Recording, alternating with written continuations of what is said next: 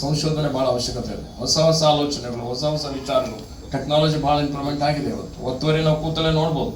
ಉಪಗ್ರಹ ಆಧಾರಿತವಾದಂಥ ಚಿತ್ರವನ್ನು ತೆಗೆದುಕೊಂಡು ಎಷ್ಟು ಒತ್ತುವರಿಯಾಗಿ ನೋಡಿ ಅವ್ರ ಮೇಲೆ ಕೇಸ್ಗಳನ್ನ ಹಾಕುವಂಥದ್ದು. ಇನ್ನು ಮುಂದಂತೂ ನಾನು ಸಲಹೆ ಕೊಟ್ಟಿಲ್ಲ. ನಾನು ಈಗಾಗಲೇ ಹೇಳಿದ್ದೆ ನಮ್ಮ ಎಲ್ಲ ಹಿರಿಯ ಅಧಿಕಾರಿಗಳಿಗೆ, APCC ಅವರು ಹಿಡ್ಕೊಂಡು ಎಲ್ಲರಿಗೆ ಕಾಡಿಗೆ ಹೋಗಿ ಕೂತಲೇ ಇವತ್ತು ಇಲ್ಲೇ ನಮ್ಮ ಬಿಸುಜಿತ್ ಇದ್ದಾರೆ. ಉಪಗ್ರಹ ಆಧಾರಿತ ಚಿತ್ರವನ್ನು ನೋಡಿಕೊಂಡು ಇವತ್ತೆಲ್ಲಾದ್ರೂ ಒತ್ತುವರಿ ಆದರೆ ತಕ್ಷಣವೇ ಕ್ರಮ ತೆಗೆದುಕೊಳ್ಬೇಕು. ಒಂದು ಇಂಚು ಜಾಗನೂ ಫಾರೆಸ್ಟ್ ಬಿಡುವಂಥ ಪ್ರಶ್ನೆಯಲ್ಲಿ ಮುಂದಂತೂ ಒತ್ತುವರಿ ಆಗ್ಲಿಕ್ಕೆ ಸಾಧ್ಯನೇ ಇಲ್ಲ. ಅದಕ್ಕೆ ಯಾವುದೇ ರೀತಿ ಆಸ್ಪದ ಸರ್ಕಾರ ಅರಣ್ಯ ಇಲಾಖೆ ಕೊಡೋದಿಲ್ಲ ಅನ್ನುವಂಥ ಒಂದು ಭರವಸೆಯನ್ನು ಹಿರಿಯ ನಿವೃತ್ತ ಅಧಿಕಾರಿಗಳು ನಾನು ಕೊಡಲಿಕ್ಕೆ ಇಷ್ಟಪಡ್ತಾ ಇದ್ದೇನೆ. ಏನು ಒತ್ತುವರಿ ಆಗಿದೆ ಅದನ್ನು ವಾಪಸ್ ಪಡೆದುಕೊಳ್ಳುವಂಥದ್ದಕ್ಕೆ ಏನು ಸಾಧ್ಯ ಇದೆ, ಹ್ಯೂಮನ್ಲಿ ಏನು ಪಾಸಿಬಲ್ ಇದೆ. ಯಾಕೆಂದರೆ ಅಂಥದಕ್ಕೆ ನಾವು ಪ್ರಯತ್ನ ಮಾಡಿ ಜನರಲ್ಲಿ ಜಾಗೃತಿ ಮೂಡಿಸುವಂಥದ್ದು, ಅರಿವು ಮೂಡಿಸುವಂಥದ್ದು ಭಾಳ ಅವಶ್ಯಕತೆ ಇದೆ. ಮರ ಗಿಡ ಬೆಳೆಸುವಂಥದ್ದು ಈಗಾಗಲೇ ಹೇಳಿದರು. ಅರಣ್ಯ ಹಾಗೆ 22% ಇಲ್ಲ 33% ಹೆಂಗೆ ಮಾಡ್ತೀರಿ, ಮಾಡಲಿಕ್ಕೆ ಸಾಧ್ಯ ಇದೆ. ಅಸಾಧ್ಯವಾದಂಥದ್ದು ಯಾವುದೂ ಇಲ್ಲ. ಇವತ್ತು ಇಚ್ಛಾಶಕ್ತಿ ಬೇಕು. ಇವತ್ತು ಮನಸ್ಸು ಮಾಡಿದರೆ ಆತ್ಮವಿಶ್ವಾಸ ಎಲ್ಲಷ್ಟು ಇದ್ದರೂ ನಿನಗೆ ಯಾವುದು ಅಸಾಧ್ಯವಾದಂಥದ್ದು ಏನೂ ಇಲ್ಲ ಅನ್ನುವಂಥ ಮಾತನ್ನು ಹೇಳ್ತಾರೆ. ಆ ರೀತಿಯಲ್ಲಿ ಇವತ್ತು ಅನೇಕ ಜನ ಅರಣ್ಯದಂಚಿನಲ್ಲಿದ್ದಂಥವರಿಗೆ ಆನೆಗಳು ಬರ್ತಾ ಇದೆ. ಪಾಪ ರೈತರು ಭಾಳ ಕಷ್ಟದಲ್ಲಿದ್ದಾರೆ. ನಾವು ನೋಡ್ತೀವಿ. ಅವರಿಗೆ ನಾವು ಬ್ಲೇಮ್ ಮಾಡೋದು ತಪ್ಪಾಗ್ತದೆ. ಅವ್ರದ್ದು ಎಲ್ಲ ಭೂಮಿಗಳಿದೆ. ರೈತರ ಭೂಮಿಯಲ್ಲಿ ಆನೆ ಬರ್ತದೆ, ಚಿರತೆ ಬರ್ತದೆ, ದಾಳಿ ಮಾಡ್ತದೆ, ಬೆಳೆ ನಾಶ ಆಗ್ತದೆ. ವೈಜ್ಞಾನಿಕವಾಗಿ ಎಷ್ಟು ಪರಿಹಾರ ಕೊಡಬೇಕು ಆ ಪರಿಹಾರ ಕೊಡಲಿಕ್ಕೆ ನಮ್ಗೆ ಸಾಧ್ಯ ಆಗ್ತಾ ಇಲ್ಲ. ಅಷ್ಟು ಅನುದಾನ ಬರೋದಿಲ್ಲ. ಆ ಪರಿಹಾರ ಕೊಡಲಿಕ್ಕೆ ಸಾಧ್ಯ ಆಗ್ತಾ ಇಲ್ಲ ಅಂತ ಹೇಳಿ ಇವತ್ತು ಏನಾಗ್ತಾ ಇದೆ, ಅವರು ಉಳುಮೆ ಮಾಡೋದು ಬಿಟ್ಬಿಟ್ಟಿದ್ದಾರೆ. ಹಾಸನಲ್ಲಿ ಸುಮಾರು 3,000 ಎಕರೆ ಜಮೀನು ಅರಣ್ಯ ಪಕ್ಕದಲ್ಲಿದ್ದಂಥದ್ದು. ನಾವು ನೀವೇನು ಬೆಲೆ ಫಿಕ್ಸ್ ಮಾಡ್ತೀರಿ ಮಾಡ್ರಿ, ನೀವು ಖರೀದಿ ನಾವು ಸರ್ಕಾರ ಕೊಡ್ಲಿಕ್ಕೆ ತಯಾರಿದ್ದೀವಿ ಅಂತ ಹೇಳಿದ್ದಾರೆ. ನಾನು ಕ್ಯಾಬಿನೆಟ್ಗೆ ಪ್ರಪೋಸಲ್ ತೆಗೆದುಕೊಂಡು ಹೋಗಿದ್ದೆ. ನಮ್ಮ ಮಾನ್ಯ ಮುಖ್ಯಮಂತ್ರಿಗಳು ವಿನಂತಿ ಮಾಡಿದ್ದಾರೆ, ಅರಣ್ಯ ಇಲಾಖೆಗೆ ಸ್ವಲ್ಪ ಜಾಸ್ತಿ ಹಣ ಕೊಟ್ಟರೆ ಅವ್ರು ಯಾರ್ಯಾರು ರೈತರು ಮುಂದೆ ಬಂದು ಅರಣ್ಯ ಇಲಾಖೆಗೆ ಜಮೀನು ಕೊಡ್ತೀವಿ ಅಂತ ಹೇಳ್ತಾರೆ. ಅದು ಕಾರಿಡಾರು ಆಗ್ತದೆ. ಆನೆ ಕಾರಿಡಾರ್ ಮಾಡಲಿಕ್ಕೆ ಇನ್ನೊಂದಕ್ಕೆ ಅರಣ್ಯದ ಅಂಚಿನಲ್ಲೇ ಇದೆ, ಅದು ಕತ್ತೆ ಇದೆ. ಇಂಥದ್ದು ನಾವು ಪ್ರಯತ್ನ ಮಾಡಿದರೆ 1000 ಎಕರೆ ಜಮೀನು ಹೆಚ್ಚಿಗೆ ಮಾಡ್ಬೋದು. ಅರಣ್ಯ ಜಾಸ್ತಿ ಮಾಡಲಿಕ್ಕೆ ಸಾಧ್ಯ ಇದೆ. 22 ಇದ್ದದ್ದು 23 ಮಾಡ್ಬೋದು. 23 ಇದ್ದದ್ದು 10 ವರ್ಷದಲ್ಲಿ 33% ಮಾಡಲಿಕ್ಕೆ ಸಾಧ್ಯ ಇದೆ. ಇಚ್ಛಾಶಕ್ತಿ ಇದ್ದರೆ ಆಗ್ತದೆ ಅನ್ನೋಂಥ ಮಾತನ್ನು ಹೇಳಲಿಕ್ಕೆ ಬಯಸ್ತಾ ಇದ್ದೇನೆ. ಆ ರೀತಿಯಲ್ಲಿ ಅರಣ್ಯ ಪ್ರದೇಶ ಹೆಚ್ಚಿಗೆ ಮಾಡಲಿಕ್ಕೆ ಪ್ರಾಮಾಣಿಕವಾದಂಥ ಪ್ರಯತ್ನ ನಮ್ಮ ಇಲಾಖೆ ಮಾಡ್ತದೆ ಅನ್ನೋಂಥ ಮಾತನ್ನು ಹೇಳಲಿಕ್ಕೆ ಬಯಸ್ತಾ ಇದ್ದೇನೆ. ನಾವು ಡೀಮ್ಡ್ ಫಾರೆಸ್ಟ್ ಏನಿದೆ ಈಗ, ಡೀಮ್ಡ್ ಫಾರೆಸ್ಟ್ ವೈಜ್ಞಾನಿಕವಾಗಿ ಆಗಲಿಲ್ಲ. ಗೋದಾವರ್ಮನ್ ಕೇಸ್ ಆಗಿದಂಥ ಸಂದರ್ಭದಲ್ಲಿ 10 ಲಕ್ಷ ಹೆಕ್ಟೇರ್ ಡೀಮ್ಡ್ ಫಾರೆಸ್ಟ್ ಇದೆ ಅಂತ ಹೇಳಿ ಒಂದು ಸುಪ್ರೀಂ ಕೋರ್ಟ್ ವರದಿ ಒಂದು ಬಂತು. 10 ಲಕ್ಷ ಹೆಕ್ಟೇರಲ್ಲಿ ಪಟ್ಟಾ ಜಮೀನು, ರೈತರ ಜಮೀನು, ಎಲ್ಲ ಸ್ಕೂಲು, ಶಾಲೆ, ವಿಲೇಜು ಎಲ್ಲವೂ ಸೇರಿಸ್ಕೊಟ್ಟಿದ್ರು. ಮತ್ತೆ ಪುನಃ ಪರಿಷ್ಕರಣೆ ಮಾಡಿ ಕೊಡ್ತೀವಿ ಅಂತ ಹೇಳಿದ್ರು. ಪರಿಷ್ಕರಣೆ ಮಾಡಿ ಕೊಡ್ತೀವಿ ಅಂತ ಹೇಳಿದ್ದಾಗೂ ಸರಿಯಾಗಿ ಆಗಲಿಲ್ಲ.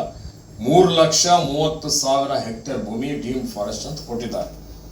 ಅದರಲ್ಲೂ ಸಮಸ್ಯೆ ಏನಾಗಿದೆ ಆ ಸಮಯದಲ್ಲಿ ಅಂತ ಹೇಳಿದ್ರೆ 2013-2000ದಿಂದ 2022ರವರೆಗೆ ನಡೀತಿದ್ರು. ನಾನು ಹಿಂದಿನ ಸರ್ಕಾರದ ನನಗೆ ಅಷ್ಟು ಮಾಹಿತಿ ಇರಲಿಲ್ಲ. ನಾನು ಮಂತ್ರಿ ಆಗಿದ್ದೆ. ಆದರೆ 2016-17ರಲ್ಲಿ ಅಲ್ಲಿ ಜಿಲ್ಲಾ ಮಟ್ಟದಲ್ಲಿ ಜಿಲ್ಲಾಧಿಕಾರಿಗಳ ಅಧ್ಯಕ್ಷತೆಯಲ್ಲಿ ಒಂದು ಸಮಿತಿ ಇತ್ತು, ಪ್ರಾದೇಶಿಕ ಮಟ್ಟದಲ್ಲಿ ಒಂದು ಸಮಿತಿ ಇತ್ತು, ರಾಜ್ಯ ಮಟ್ಟದಲ್ಲಿ ಒಂದು ಸಮಿತಿ ಇತ್ತು. ಎಲ್ಲ ಕಡೆ ನೋಡಿ ಯಾವುದು ಸರಿಯಾಗಿದೆ ನೋಡಿಕೊಂಡು ಸರ್ವೆ ಮಾಡಿ ಅಧ್ಯಯನ ಮಾಡಿ ಜಿಲ್ಲಾಧಿಕಾರಿಗಳು, ನಮ್ಮ ಯಾರು DCFಗಳು ಇವರೆಲ್ಲರೂ ಅದಕ್ಕೆ ಒತ್ತು ಕೊಟ್ಟು ಪರಿಶೀಲನೆ ಮಾಡಿ ಪ್ರಸ್ತಾವನೆ ಕಳಿಸ್ಬೇಕು ಅಂತ ಹೇಳಿದ್ದಾಗೇನೂ ಅಲ್ಲೇನು ತಪ್ಪು ಮಾಡಿಬಿಟ್ಟಿದ್ದಾರೆ ಈಗ ಅಂತ ಹೇಳಿದರೆ, ಅನೇಕ ಗ್ರಾಮಗಳಿಗೆ ಸೇರಿಸ್ಬಿಟ್ಟಿದ್ದಾರೆ, ಶಾಲೆಗಳು ಸೇರಿಸ್ಬಿಟ್ಟಿದ್ದಾರೆ, ಆಸ್ಪತ್ರೆಗಳು ಸೇರಿಸ್ಬಿಟ್ಟಿದ್ದಾರೆ. ಅಲ್ಲಿ ಡೀಮ್ಡ್ ಫಾರೆಸ್ಟ್ ಅಂತ ಹೇಳಿ ಎಲ್ಲಿ ಬಂಡೆಕಲ್ಲಿದೆ ಅದು ಡೀಮ್ಡ್ ಫಾರೆಸ್ಟ್ ಅಂತ ಸೇರಿಸ್ಬಿಟ್ಟಿದ್ದಾರೆ. ಯಾವುದು ಫಾರೆಸ್ಟ್ ಇದೆ ಅಥವಾ ಸರ್ವೆ ಮಾಡಿ ಸರಿಯಾದ ರೀತಿಯಲ್ಲಿ ನಮ್ಮ ಆಡಳಿತ ವ್ಯವಸ್ಥೆಯಲ್ಲಿ ಭಾಳ ಲೋಪದೋಷಗಳಿದೆ. ನಾನು ಯಾರಿಗೆ ಟೀಕೆ ಟಿಪ್ಪಣಿ ಮಾಡಲಿಕ್ಕೆ ಹೋಗೋದಿಲ್ಲ. ಅವಾಗ ಮಾಡಿದಂಥ ತಪ್ಪುಗಳೇನಿದೆ ಇವತ್ತು ಸರ್ಕಾರ, ಆ ಭಾಗದ ಜನಪ್ರತಿನಿಧಿಗಳು ಎಲ್ಲರೂ ಸಫರ್ ಆಗ್ತಾ ಇದ್ದಾರೆ ಎಲ್ಲ ಕಡೆ. ಅಲ್ಲಿ ಯಾವುದೇ ಒಂದು ಶಾಲೆ ಮಾಡಲಿಕ್ಕೆ ಒಂದು ಜಾಗ ಇಲ್ಲ, ಆಸ್ಪತ್ರೆ ಮಾಡಲಿಕ್ಕೆ ಜಾಗ ಇಲ್ಲ. ಅಲ್ಲಿ ಯಾವ ಮನೆಗಳು, ಯಾವ ವಿಲೇಜ್ಗಳು ಡೀಮ್ಡ್ ಅಂತ ಹೇಳಿ ತೋರಿಸ್ಕೊಟ್ಟಿದ್ದಾರೆ, ಅವ್ರಿಗೆ ಯಾವುದೇ ಸರ್ಕಾರಿ ಸೌಲಭ್ಯನೂ ಸಿಗ್ತಾ ಇಲ್ಲ. ಅದು ಘೋರ ಅನ್ಯಾಯ ಅಂತಲೇ ಹೇಳ್ಬೋದು.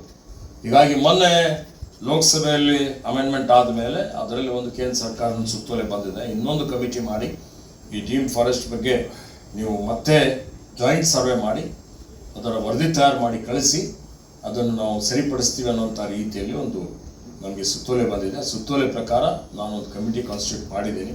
ಜಿಲ್ಲಾಧಿಕಾರಿ ಜಿಲ್ಲಾ ಮಟ್ಟದಲ್ಲಿ ಒಂದು, ಪ್ರಾದೇಶಿಕ ಮಟ್ಟದಲ್ಲಿ ಒಂದು, ರಾಜ್ಯ ಮಟ್ಟದಲ್ಲಿ ಒಂದು, 6 ತಿಂಗಳಲ್ಲಿ ಜಂಟಿ ಸರ್ವೆ ಅರಣ್ಯ ಇಲಾಖೆ ಮತ್ತು ಕಂದಾಯ ಇಲಾಖೆ ಇಬ್ಬರೂ ಸೇರಿ ಜಂಟಿ ಸರ್ವೆ ಮಾಡಿ ಅದಕ್ಕೆ ವ್ಯಾಲಿಡೇಷನ್ ಮಾಡಿ ಸರ್ಕಾರಕ್ಕೆ ಕಳಿಸ್ಬೇಕು. ಅದರಲ್ಲಿ ಯಾವುದೇ ರೀತಿಯ ತಪ್ಪಾಗದ ರೀತಿಯಲ್ಲಿ ಮೊದಲು ಏನೇನು ತಪ್ಪುಗಳು ಮಾಡಿದ್ದಾರೆ ಹಿಂದೆ ಕೆಲ ಹಂತದಲ್ಲಿ ಅಧಿಕಾರಿಗಳಿರ್ಬೋದು, ಕಂದಾಯ ಇಲಾಖೆದು, ಅರಣ್ಯ ಇಲಾಖೆದು, ಎಲ್ಲ ಎರಡೂ ಇಲಾಖೆ ಅಧಿಕಾರಿಗಳದ್ದು ತಪ್ಪಿದೆ ಇದರಲ್ಲಿ ಇವತ್ತು. ಅದಕ್ಕೆ ಅದನ್ನು ಸರಿಪಡಿಸಿಕೊಂಡು ವಾಸ್ತವಾಂಶದ ಆಧಾರದ ಮೇಲೆ ನೀವು ನಮಗೆ ಪ್ರಸ್ತಾವನೆ ಕಳಿಸಿ. ಈಗಾಗಲೇ ನಾವು ಸುಪ್ರೀಂ ಕೋರ್ಟ್ಗೆ ಒಂದು ಅಫಿಡವಿಟ್ ಕೊಟ್ಟಿದ್ವಿ. 3,30,000 ಹೆಕ್ಟೇರ್ ಭೂಮಿ ಡೀಮ್ಡ್ ಫಾರೆಸ್ಟ್ ಇದೆ ಅಂತೇಳಿ ಹೇಳಿ ಅದು ಕೊಟ್ಟಿದ ಮೇಲೆ ನಾವು ಅಷ್ಟು ಭೂಮಿ ಯಾವುದು ಈಗ ನಾವು ಡಿಲೀಟ್ ಮಾಡ್ತೀವಿ ಅಷ್ಟು ಬೇರೆ ಕಡೆಯಿಂದ ಸೇರಿಸ್ಬಿಟ್ಟು ಇವತ್ತದು ನಿಜವಾಗಿ ನೋಡಿದರೆ ಕಂದಾಯ ಇಲಾಖೆ ಭೂಮಿ. ಆದರೆ ಇವರೆಲ್ಲ ಈ ರೀತಿಯಲ್ಲಿ ಆಗಿದ್ದಕ್ಕಾಗಿ ತರಾತುರಿಯಲ್ಲಿ ಹೇಗಾದರೂ ಮಾಡೋದು ಸುಪ್ರೀಂ ಕೋರ್ಟ್ಗೆ ಅಫಿಡವಿಟ್ ಸಲ್ಲಿಸ್ಬಿಡೋಣ ಅಂತ ಮಾಡಿಬಿಟ್ಟಿದ್ದಾರೆ. ಅದರ ರ್ಯಾಮಿಫಿಕೇಶನ್ಸ್ ಏನಾಗ್ತದೆ ಅಂತೇಳಿ ಅವರಿಗೆ ಅರ್ಥ ಆಗಿಲ್ಲ ಏನೋ ಗೊತ್ತಿಲ್ಲ ನನಗೆ. ಅದನ್ನು ಡೀಮ್ಡ್ ಫಾರೆಸ್ಟು ಸರಿಪಡಿಸಲಿಕ್ಕೆ ಇವತ್ತು ಅರಣ್ಯ ಇಲಾಖೆ ಪ್ರಯತ್ನ ಮಾಡ್ತಾ ಇದೆ. ಭಾಳಷ್ಟು ಬದಲಾವಣೆ, ಭಾಳಷ್ಟು ರಿಫಾರ್ಮ್ಗಳು ತಂದಿದ್ದಾರೆ. ಇವತ್ತು ಅರಣ್ಯ ಇಲಾಖೆಯಲ್ಲಿ ಕೌನ್ಸಿಲಿಂಗ್ ಮಾಡಬೇಕು ಅಂತ DRF ಅವ್ರಿಗೆ ಮಾಡಿದರೆ ಮುಂದೆ RF ಅವ್ರಿಗೂ ಕೌನ್ಸಿಲಿಂಗ್ ಮಾಡ್ತೇವೆ. ಮತ್ತು ಖಾಲಿ ಇರುವಂಥ ಹುದ್ದೆಗಳು ಭರ್ತಿ ಮಾಡ್ತೇವೆ.